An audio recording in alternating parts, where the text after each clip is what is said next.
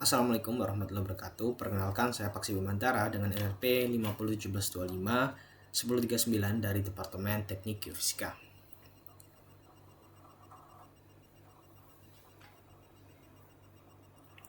Pada video kali ini saya akan menjelaskan tentang klasifikasi batuan piroklastik menurut Lemaitre. Batuan piroklastik merupakan batuan vulkanik yang terbentuk dari material hasil erupsi eksplosif gunung api yang kemudian terakumulasi dan mengalami proses pengendapan maupun litifikasi. Material tersebut disebut piroklas atau fragmen piroklastik yang ukurannya dapat sangat bervariasi, mulai dari debu vulkanik yang sangat halus hingga bongkah-bongkah besar hasil letusan.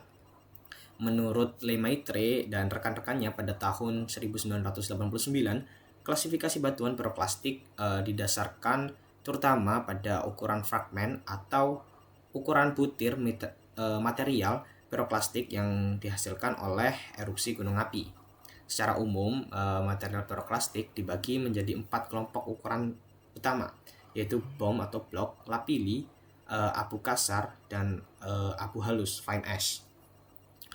Yang pertama, kelompok pertama yaitu bom dan blok yang memiliki ukuran lebih besar dari 64 mm.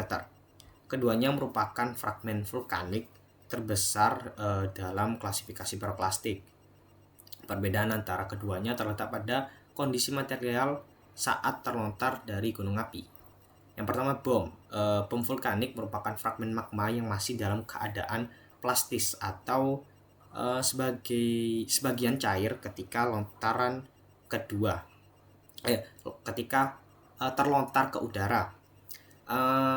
Karena masih lunak saat terlempar, bom sering memiliki bentuk yang membulat, lonjong atau aerodinamis akibat pengaruh rotasi dan hambatan udara selama penerbangan. Yang kedua yaitu blok. Blok vulkanik merupakan fragmen batuan yang sudah padat sebelum terlontar saat erupsi. Karena berasal dari batuan yang pecah secara mekanis, bentuknya umumnya bersudut tajam atau angular. Jika material berukuran lebih dari 64 mm ini belum mengalami litifikasi atau masih lepas, endapannya disebut aglomerat atau lapisan blok dan bom. Namun jika sudah terkonsolidasi menjadi batuan, maka disebut aglomerat atau breksi piroklastik. Lalu kelompok yang kedua adalah lapili. Lapili memiliki ukuran antara 2 hingga 64 mm.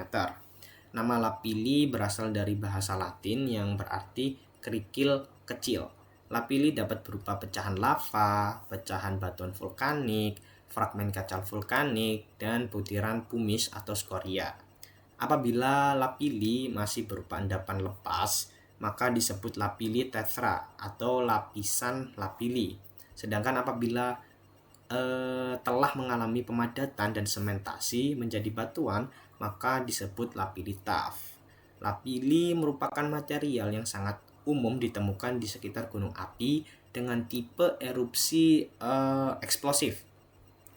Lalu kelompok yang ketiga adalah abu kasar atau coarse ash. Ukurannya berada pada rentang sekitar 1/6 mm hingga 2 mm atau sekitar 0,0625 hingga 2 mm.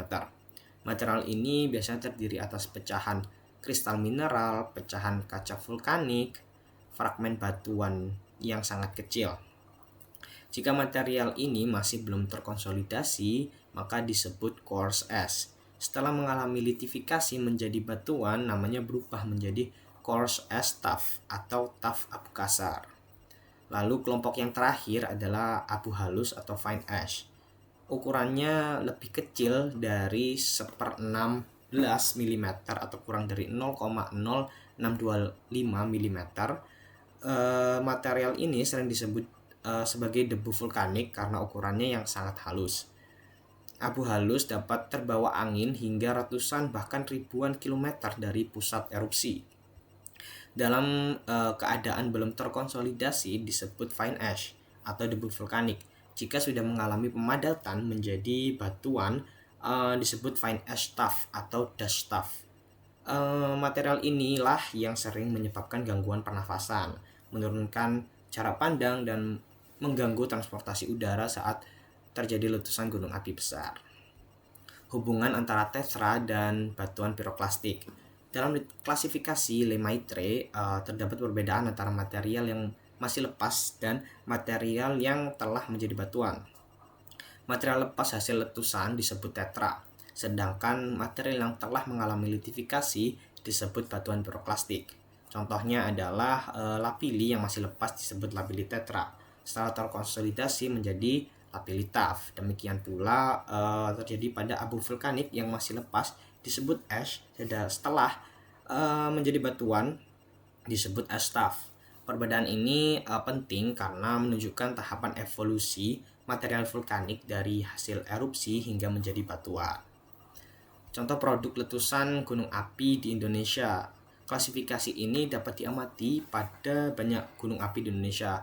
Contohnya, letusan gunung Merapi sering menghasilkan blok dan bom di sekitar kawah. Lalu ada letusan gunung Kelut dan gunung Semeru banyak menghasilkan lapili. Terus ada juga letusan gunung Tambora pada tahun 1815 dan gunung Pinatubo pada tahun 1991 menghasilkan abu vulkanik halus yang tersebar sangat luas. Karena itu, klasifikasi Lemaitre sangat penting dalam studi vulkanologi untuk memahami karakter erupsi dan jenis material yang dihasilkan oleh gunung api. Cukup sekian penjelasan dari saya. Apabila terdapat kesalahan kata yang saya ucapkan, saya mohon maaf. Saya akhiri. Wassalamualaikum warahmatullahi wabarakatuh.